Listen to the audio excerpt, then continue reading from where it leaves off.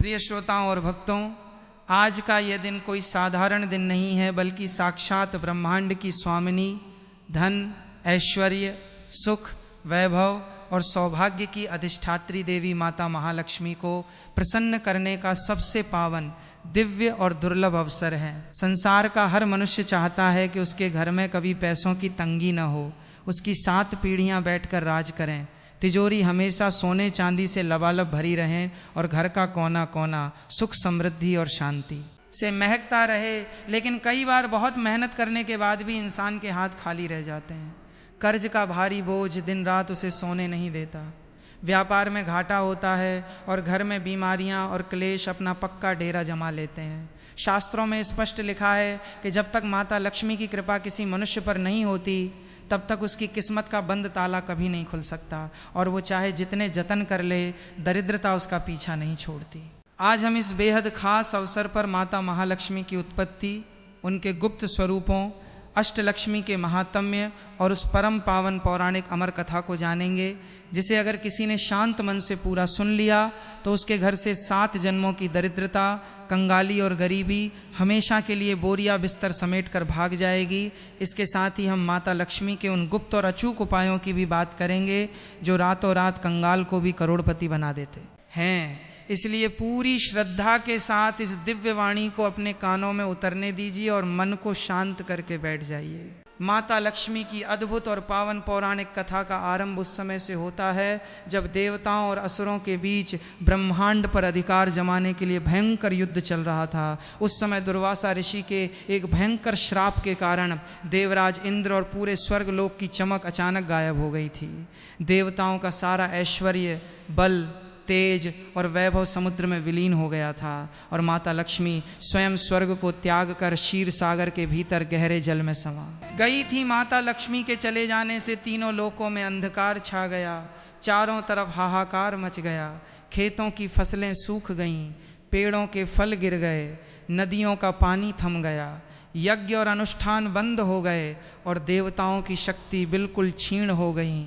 स्वर्ग की ये दुर्दशा और कमजोरी देखकर असुरों ने देवताओं पर जोरदार हमला कर दिया और उन्हें स्वर्ग से बाहर निकाल दिया, अपनी खोई हुई शक्ति, राजपाट और माता लक्ष्मी को वापस पाने के लिए। व्याकुल देवराज इंद्र सभी देवताओं को साथ लेकर ब्रह्मा जी और भगवान शिव के पास गए, जिसके बाद सभी मिलकर भगवान विष्णु की शरण में पहुँचे। भगवान विष्णु ने मुस्कुराते हुए देवताओं से कहा कि इस भयंकर संकट से निकलने का केवल एक ही रास्ता है, और वो है क्षीर सागर का समुद्र मंथन, जिसमें से अमृत और माता लक्ष्मी दोबारा प्रकट होंगी। लेकिन ये कार्य इतना विशाल और कठिन था कि देवता इसे अकेले नहीं कर सकते थे।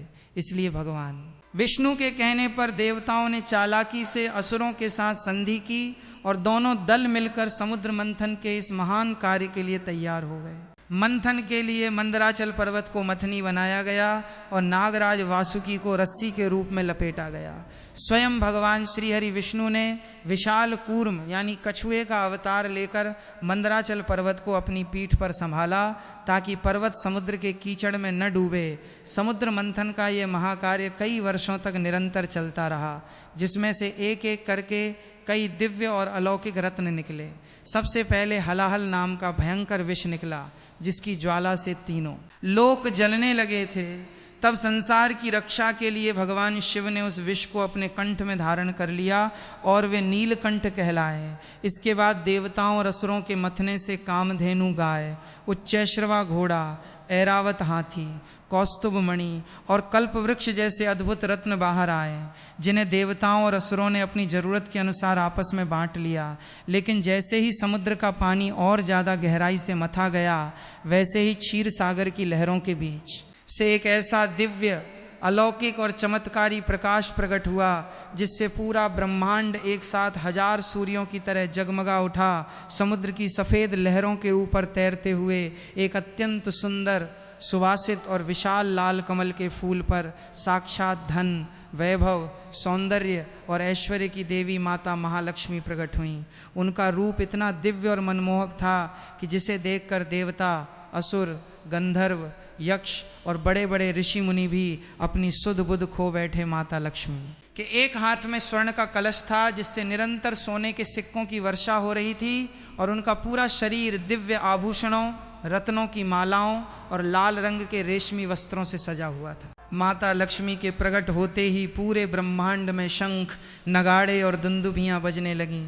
गंधर्व मधुर गीत गाने लगे और स्वर्ग की अप्सराएं खुशी से नृत्य करने लगीं।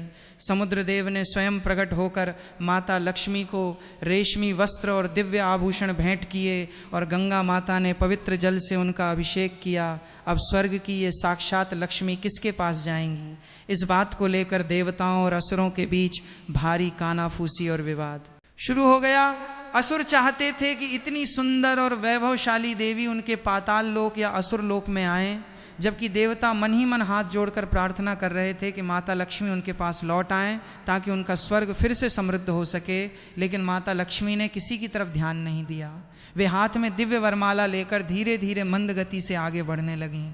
उन्होंने वहां उपस्थित सभी देवताओं, राजाओं, तपस्वियों और असुरों को देखा, लेकिन किसी में भी उन्हें पूर्णता नजर नहीं आई, क्योंकि कोई क्रोधी था, कोई लालची था, तो कोई अहंकारी था। अंत में माता लक्ष्मी वहां पहुंची जहां जगत के पालनकर्ता भगवान श्री हरि विष्णु शांत मुद्रा में शेषनाग पर विराजमान थे। भगवान विष्णु के उस शांत स्वभाव, उनके दिव्य तेज, उनके निश्चल मन और परम धीरज को देखकर माता लक्ष्मी ने मंद मंद मुस्कुराते हुए वो वरमाला भगवान विष्णु के गले में डाल दी। इस तरह माता लक्ष्मी ने भगवान विष्णु को अपना शाश्वत स्वामी चुना और वे विष्णु प्रिया कहलाने लगीं।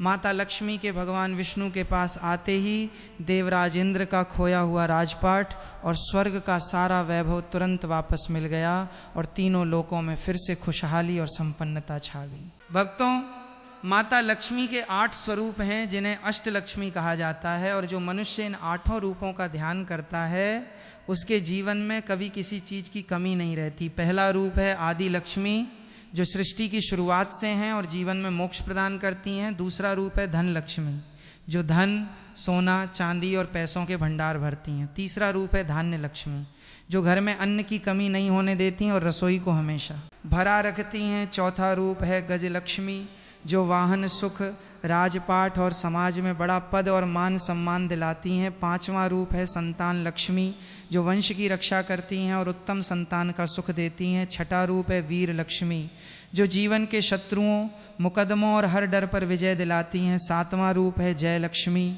जो हर कार्य में, व्यापार में और नौकरी में सफलता का मार्ग खोलती हैं। और आठवां रूप है विद्या लक्ष्मी, जो ज्ञान, बुद्धि और कला में निपुणता प्रदान करती हैं। इसलिए जब भी माता लक्ष्मी की पूजा करें, इन 8 रूपों का ध्यान मन में अवश्य करें, ताकि आपके जीवन का कोई भी कोना खाली न रहे। अब बहुत ध्यान से सुनिए भक्तों कि माता लक्ष्मी को अपने घर में हमेशा के लिए रोकने के लिए और अपनी गरीबी को जड़ से मिटाने के लिए शास्त्रों में कौन से गुप्त और महाउपाय बताए गए हैं। सबसे पहला महाउपाय है झाड़ू और मुख्य द्वार का विशेष नियम। शास्त्रों में झाड़ू को माता लक्ष्मी का साक्षात प्रतीक माना गया है। कभी भी भूलकर झाड़ू को पैर नहीं लगाना चाहिए, न ही उसे लांघना चाहिए और न ही उसे कभी खड़ा करके रखना चाहिए। झाड़ू को हमेशा सुलाकर ऐसे स्थान पर छिपा कर रखें जहां बाहर से आने वाले किसी अनजान व्यक्ति की नज़र उस पर सीधे न पड़े। शाम के समय सूर्यास्त होने के बाद घर में झाड़ू कभी नहीं लगाना चाहिए, क्योंकि ऐसा करने से घर की संचित लक्ष्मी रूठकर घर से बाहर चली जाती हैं। हर दिन सुबह उठते ही अपने घर के मुख्य दरवाजे को साफ पानी से धोएं, वहां गंगा जल का छिड़काव करें और दरवाजे के दोनों तरफ हल्दी या कुमकुम से स्वास्तिक का चिन्ह जरूर बनाएं। साथ ही दहलीज पर थोड़ा सा साफ पानी या दूध छिड़कें, क्योंकि माता लक्ष्मी उसी घर में प्रवेश करती हैं जिसका मुख्य द्वार साफ सुथरा, सुसज्जित और पवित्र होता है। शाम के समय अपने मुख्य द्वार पर गाय के शुद्ध घी का एक दीपक जलाकर रखें। दीपक का मुख उत्तर या पूर्व दिशा की तरफ होना चाहिए। ये दीपक माता लक्ष्मी के आगमन का रास्ता साफ करता है और राहु केतु के दोष को दूर करता है। दूसरा महाउपाय है कौड़ियों और गोमती चक्र का चमत्कारी तांत्रिक उपाय।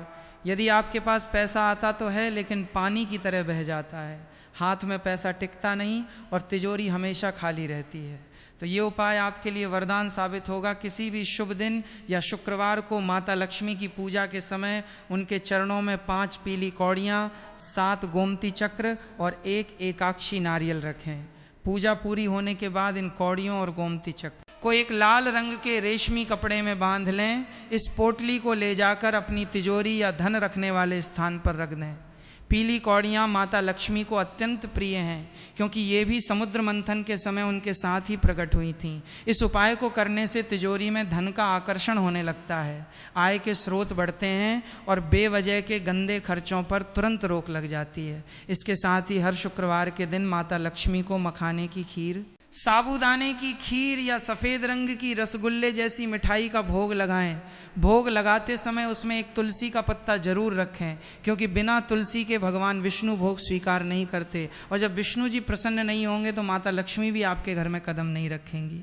तीसरा महा उपाय है शुक्रवार का व्रत और समुद्री नमक के पानी का पोंछा। घर की नकारात्मक ऊर्जा को दूर करने के लिए और सुख समृद्धि बढ़ाने के लिए ये उपाय बहुत ज़रूरी है। सप्ताह में कम से कम एक बार, विशेषकर शुक्रवार के दिन, घर में पोंछा लगाते समय पानी में थोड़ा सा खड़ा नमक या समुद्री नमक जरूर मिलाएं। नमक के पानी से पोंछा लगाने से घर की जितनी भी दरिद्रता, नज़र दोष, क्लेश और बुरी शक्तियां होती हैं वे सब नष्ट हो जाती हैं और घर का वातावरण सकारात्मक ऊर्जा से भर जाता है। जो महिलाएं शुक्रवार के दिन माता लक्ष्मी के वैभव लक्ष्मी रूप का व्रत रखती हैं, सुबह शाम श्री सूक्त का पाठ करती हैं और शाम के समय कथा सुनती हैं, उनके सुहाग की रक्षा होती है, पति की कमाई बढ़ती है और घर में कभी अन्न धन की कमी नहीं होती। शुक्रवार के दिन किसी सुहागन महिला को लाल रंग की चूड़ियाँ, लाल साड़ी, सिंदूर, कुमकुम या सुहाग की सामग्री दान करना महापुण्य का काम माना गया है। इससे माता लक्ष्मी अत्यंत प्रसन्न होती हैं और अपनी विशेष कृपा बरसाती हैं। चौथा महा उपाय है कनकधारा स्तोत्र और श्रीयंत्र की नियमित सेवा। यदि व्यापार में लगातार घाटा हो रहा है, कर्ज बढ़ता जा रहा है या नौकरी में प्रमोशन रुका हुआ है, तो अपने घर के मंदिर में एक तांबे, चांदी या स्फटिक का सिद्ध श्रीयंत्र स्थापित करें। श्रीयंत्र को माता लक्ष्मी का साक्षात यंत्र रूप माना गया है, जिसमें स्वयं देवी निवास करती हैं। हर दिन सुबह स्नान करने के बाद श्रीयंत्र पर केसर का तिलक लगाएं, उन पर गुलाब का इत्र छिड़कें और उनके सामने बैठकर कनकधारा स्तोत्र का पाठ करें। यदि आप स्वयं पाठ नहीं कर सकते तो अपने मोबाइल पर कनकधारा स्तोत्र को तेज आवाज में चलाकर पूरे घर में उसकी ध्वनि को गूंजने दें। आदि शंकराचार्य द्वारा रचित इस स्तोत्र की एक एक ध्वनि में वह चमत्कारी शक्ति है जो आकाश से भी धन की वर्षा करवा सकती है और सोई हुई किस्मत को चमका सकती है। पूजा के समय माता लक्ष्मी के सामने एक बड़ा सा भीमसेनी कपूर का टुकड़ा जलाएं और उसकी आरती पूरे घर के कोने कोने में घुमाएं।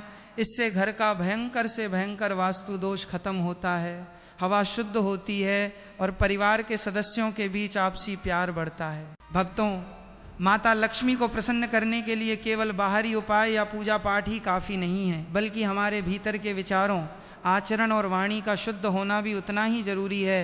जिस घर में महिलाओं का सम्मान नहीं होता, जहाँ बहू बेटियों को प्रताड़ित किया जाता है, जहाँ बात बात पर गाली गलौज, चीखना, चिल्लाना और झगड़े होते हैं, साक्षात माता लक्ष्मी उस घर को श्रापित करके हमेशा के लिए छोड़ देती हैं और वहाँ अलक्ष्मी यानी दरिद्रता का वास हो जाता है। माता लक्ष्मी का एक नाम चंचला भी है। वे कभी भी एक स्थान पर ज़्यादा देर बिना भक्ति के नहीं रुकती। लेकिन यदि आप भगवान विष्णु की अनन्य भक्ति करते हैं, क्योंकि जहाँ नारायण होंगे वहाँ लक्ष्मी को आना ही पड़ेगा, इसके साथ ही गरीबों की मदद करें, भूखों को अन्न दें और अपनी जायज़ कमाई का एक छोटा सा हिस्सा दान पुण्य और धर्म के कार्यों में लगाएं, तो माता लक्ष्मी आपके घर में स्थिर रूप से पीढ़ी दर पीढ़ी निवास करने लगती हैं। एकादशी, शुक्रवार और दीपावली के इन पावन दिनों पर तामसिक भोजन, लहसुन, प्याज, मांस और मदिरा से पूरी तरह दूरी बनाकर रखें। जुआ न खेलें, मन में किसी के प्रति ईर्ष्या, कपट या बुरा विचार न लाएं और अपनी वाणी को हमेशा मीठा और सरल रखें। जो भी मनुष्य इस परम पवित्र महालक्ष्मी की उत्पत्ति और महात्म्य की कथा को पूरे विश्वास, श्रद्धा और शुद्ध मन के साथ सुनता है और इन दिव्य उपायों को अपने जीवन में पूरी निष्ठा से लागू करता है, माता महालक्ष्मी उसके जीवन के सारे कष्टों, कर्जों और दुखों को चुटकी में हर लेती हैं। उसके घर के भंडार हमेशा सोने, चांदी, अनाज और पैसों से भरे रहते हैं। उसकी नौकरी, व्यापार और करियर में दिन दूनी रात चौगुनी तरक्की होती है। घर के बच्चों की बुद्धि तीव्र होती है और समाज में उसका मान सम्मान राजाओं के समान बढ़ जाता है। माता लक्ष्मी की ये अमृतमयी दिव्य कथा आपके जीवन के सारे अंधकार को दूर करे, आपके दुर्भाग्य को सौभाग्य में बदले और आपके पूरे परिवार को सुख, अटूट शांति, उत्तम आरोग्य, लंबी आयु और अखंड धन धान्य का महावरदान दे। प्रेम से बोलिए महालक्ष्मी माता की जय, लक्ष्मी नारायण भगवान की जय, अष्टलक्ष्मी माता की जय, क्षीर सागर की जय, वैकुंठ धाम की जय।